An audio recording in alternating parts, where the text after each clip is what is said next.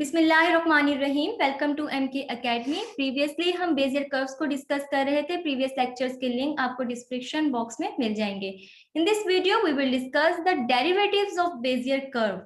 सो सबसे पहले Bezier curve की डेफिनेशन, बेजियर कर्व का फॉर्मूला रिव्यू कर लेते हैं।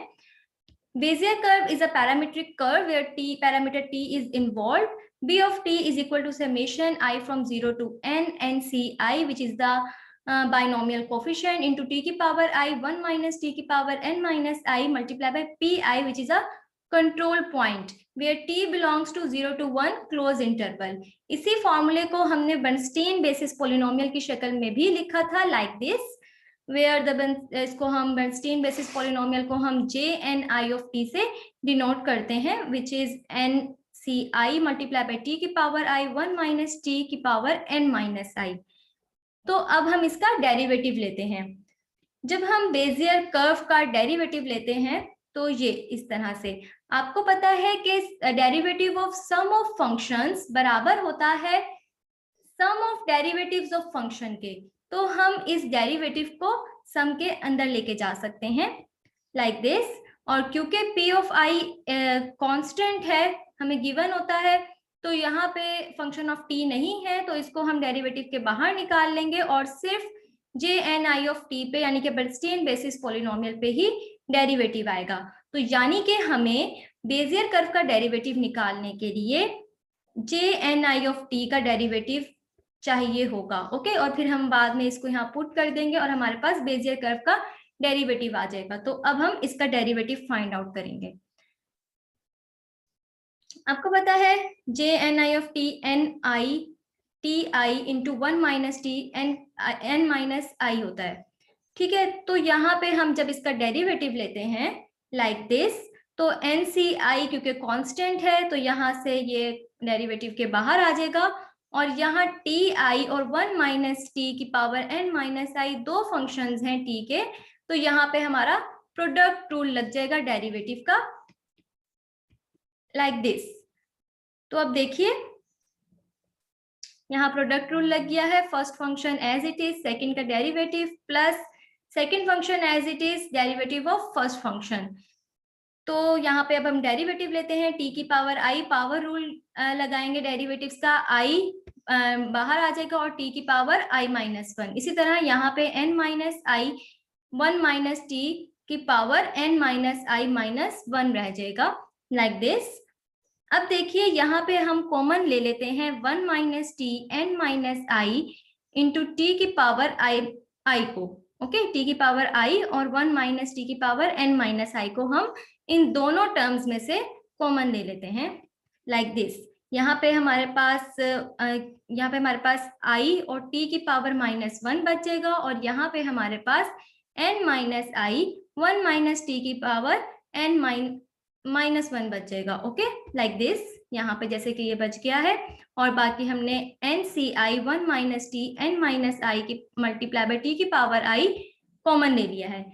ये हमारे पास वही बर्नस्टीन बेसिस पोलिनोमियल है, जे N I of t, like this. तो इसको हमने ऐसे लिख लिया है, आई टी की पावर माइनस आई को 1 ओवर टी की शक्ल में, माइनस एन माइनस आई और 1 माइनस टी को 1 माइनस टी की पावर माइनस 1 को 1 ओवर 1 माइनस टी की फॉर्म में लिख लिया है। अब हम इसको थोड़ा सा सिंप्लीफाई करते हैं।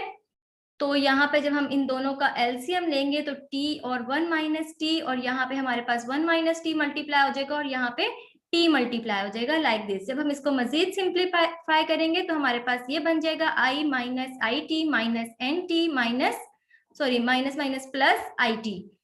तो यहाँ से हमारे पास क्या बन रहा है, माइनस आई टी और plus I T cancel out हो रहा है, और यहाँ से हमारे पास first derivative of Bernstein basis polynomial बन रहा है जे N I of T into I minus N T T divided by T into 1 minus T. Okay, अब अगर हमें इसका सेकंड डेरिवेटिव चाहिए तो हमें अगेन डेरिवेटिव लेना होगा इस बर्नस्टीन बेसिस पॉलिनोमियल का। तो हम इसका अगेन डेरिवेटिव लेंगे। तो यहाँ पे आप देखिए दो फंक्शंस है, first one and second one, तो यहाँ पे हमारा प्रोडक्ट रूल लग जाएगा जैसे हमने पहले लगाया था। तो first as it is, second का डेरिवेटिव प्लस सेकंड का derivative first as it is. हमें ये वाला फंक्शन नॉन है, हम पहले फाइंड आउट कर चुके हैं, यहाँ हम इसको पुट कर देंगे और इस फंक्शन पे हम क्वोशिएंट रूल लगा देंगे डेरिवेटिव का, लाइक दिस। ये हमने यहाँ पुट कर दिया है और इस पे हमने क्वोशिएंट रूल लगा दिया है कि डिनोमिनेटर का square denominator as it is, numerator का derivative minus numerator as it is derivative of denominator. तो यहाँ पे हम जब इसका डेरिवेटिव लेंगे तो ये आ जाएगा, यहाँ पे आई कांस्टेंट है, माइनस एन बच जाएगा, यहाँ पे टी का डेरिवेटिव लेंगे तो 1 और माइनस टी स्क्वायर का डेरिवेटिव लेंगे तो 2t, लाइक दिस। और इस तरह यहाँ पे हमारे पास क्या बन गया है, आई माइनस एन टी का square and T into 1 plus T का टी इंटू 1 माइनस टी का स्क्वायर, लाइक दिस। इसको हमने एक ही क्वोशिएंट की शक्ल में लिख लिया है और j N I of t हमारे पास कॉमन आ गया है। तो ये हमारे पास सेकंड डेरिवेटिव है। इसको मजीद जब हम सिंप्लीफाई करेंगे तो हमारे पास ये बन जाएगा। ओके, यहाँ हमने ये प्रोडक्ट इसको ओपन कर लिया और इसमें जो कैंसिल आउट हो रहा था कैंसिल आउट कर दिया और बाकी हमारे पास ये बच गया है। ये हमारे पास सेकंड डेरिवेटिव आ गया है। अब देखिए हमारे पास फर्स्ट डेरिवेटिव ये बना था और सेकंड डेरिवेटिव ये बना था। अब इसमें नोट करने की बात ये है कि हमारा t जो है वो 0 से 1 तक वेरी करता है, लेकिन यहाँ पे देखिए t और 1 माइनस टी दोनों डेरिवेटिव्स में डिनोमिनेटर में आ रहे हैं। तो जब हम इसको 0 और 1 पे इसको फाइंड आउट करने की कोशिश करेंगे तो ये न्यूमेरिकली डिफिकल्ट हो जाएगा। बहरहाल हम इसको पहले एल्जेब्रिकली इसको फाइंड आउट करें अगर मेंस्टीन बेसिस पॉलिनोमियल को और इधर पुट करके, तो ये डिनोमिनेटर कैंसल आउट हो जाता है, लेकिन ये न्यूमेरिकली डिफिकल्ट है। तो हम एक अल्टरनेटिव अप्रोच के थ्रू t और t इज इक्वल टू 0 और t इज इक्वल टू 1 पे अलग से डेरिवेटिव फाइंड आउट कर लेते हैं। तो हमारे पास बर्नस्टीन बेसिस का फॉर्मूला हमने जब ओपन किया तो हमारे पास ये है, सॉरी बेजियर कर्व का फॉर्मूला हमारे पास ये है। इसको हमने समेशन को ओपन करके लिख लिया है। अब जब हम इसका डेरिवेटिव लेते हैं तो देखिए यहाँ पे हमारे पास t की पावर n है, ये सारे कांस्टेंट है, बाइनोमियल कोफिशिएंट भी और कंट्रोल पॉलीगॉन भी सब टर्म्स में कांस्टेंट है। तो हम जब इसका डेरिवेटिव लेंगे तो ये n t की पावर n माइनस 1, यहाँ पे प्रोडक्ट रूल लग जाएगा, इसी तरह इस टर्म में भी प्रोडक्ट रूल लग जाएगा और इधर n इंटू 1 माइनस टी की पावर n माइनस 1 और इनर का डेरिवेटिव यानी कि 1 माइनस टी का डेरिवेटिव माइनस 1 आ जाएगा। ओके, तो हमारे पास जब हम इसका डेरिवेटिव लेंगे तो हमारे पास ये टर्म आ जाएगी। ठीक है, यहाँ मैंने इसका डेरिवेटिव ले लिया है वही प्रोडक्ट रूल लगा के, और जहां जहां डेरिवेटिव था पावर रूल लगा के ये हमारे पास डेरिवेटिव आ गया है। अब जब हम इसमें t की जगह 0 पुट करेंगे, for t is equal to 0, तो देखिए ये वाली टर्म में हमारे पास t आ रहा है, जहां जहां t ऐसे आ रहा है वहां हमारे पास ये टर्म 0 हो गई है। यहाँ पे भी हमारे पास t आ रहा है तो ये टर्म भी 0 हो जाएगी। इसी तरह यहाँ पे भी हमारे पास t आ रहा है, ये टर्म भी 0 हो जाएगी। इसी तरह आगे आगे जैसे जाते रहेंगे टर्म, सारी टर्म 0 हो जाएंगी। इधर भी t आ रहा है तो ये भी 0 हो जाएगी। बाकी बची ये 2 टर्म्स। तो यहाँ पे जब हम t लगाएंगे तो ये 0 लगाएंगे t की जगह तो ये 1 बन जाएगा और ये भी 1 बन जाएगा और हमारे पास nc1 p1 minus nc0 p0 आ जाएगा, लाइक दिस। ओके, यही हमारे पास बच जाएगा जब हम t की जगह 0 पुट करेंगे। b prime of 0 is equal to nc1 p1 minus nc0 n into p0। अब देखिए हमें पता है कि nc1 हमेशा हमारे पास n होता है और nc0 हमेशा हमारे पास 1 होता है। You can check it from the formula of binomial coefficient जो हम प्रीवियसली देख चुके हैं वीडियो में। तो हम इसको पुट करते हैं np1 माइनस np0, यहाँ से n कॉमन ले लेते हैं तो first derivative at t is equal to 0 हमारे पास बन जाता है n into p1 minus p0। Okay, अब देखिए इसकी वही डायरेक्शन है जो हमारे पास पहले 2 पॉइंट से बनने वाले कंट्रोल पॉलीगॉन की डायरेक्शन थी। तो ये हम प्रॉपर्टीज जब हमने डिस्कस की थी बेजियर कर्व की तब भी हमने ये डिस्कस किया था।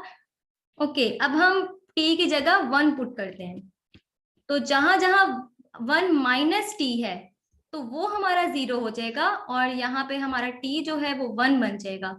तो जहां जहां 1 माइनस टी है वो सब 0 हो जाएगा और हमारे पास ये वाली फर्स्ट टर्म बचेगी, ये सेकेंड टर्म भी 0 हो जाएगी, इसमें 1 माइनस टी इन्वॉल्व है, और ये वाली थर्ड टर्म बचेगी, यानी कि एन एन और एन सी एन माइनस 1 वाली टर्म बच रही है हमारे पास, और ये इस तरह से आ जाएगा हमारे पास। आपको पता है एन सी एन हमेशा वन होता है और एन सी एन माइनस 1 हमेशा n होता है। You can check it from the formula of binomial coefficient, और हमारे पास इस तरह से ये बन रहा है, यानी कि for t is equal to 1 पे हमारे पास n into p n minus 1, यानी कि last two control points involve हो रहे हैं। ओके इसी तरह जब हम सेकेंड डेरिवेटिव पे लेते हैं for t is equal to 0 and t is equal to 1, तो हमारे पास यहाँ पे लास्ट 3 पॉइंट्स इन्वॉल्व होंगे। इसी तरह for b double prime of 0 में भी लास्ट फर्स्ट 3 पॉइंट इन्वॉल्व होंगे। ओके जैसे हमारे पास बी प्राइम ऑफ 0 में फर्स्ट 2 पॉइंट इन्वॉल्व हुए थे और बी प्राइम ऑफ 1 में लास्ट 2 पॉइंट इन्वॉल्व हुए थे। तो यहाँ पे इसका सेकेंड डेरिवेटिव जब लेंगे तो हमारे पास ये फॉर्मूला बनेगा n into n minus 1 p not minus 2 p1 plus p2। इसी तरह जब हम p डबल प्राइम ऑफ 1 लेंगे तो n into n minus 1 p n minus 2 p n minus 1 plus p n minus 2। Last 3 point involve हो रहे हैं और 0 पे at t is equal to 0 पे फर्स्ट 3 पॉइंट्स इन्वॉल्व हो रहे हैं। You can verify it. Okay इसी तरह अगर हम rth डेरिवेटिव लेना चाहें 0 या 1 पे, t इज इक्वल टू 0 या 1 पे, तो उसका हमारे पास इन जनरल ये फॉर्मूला है।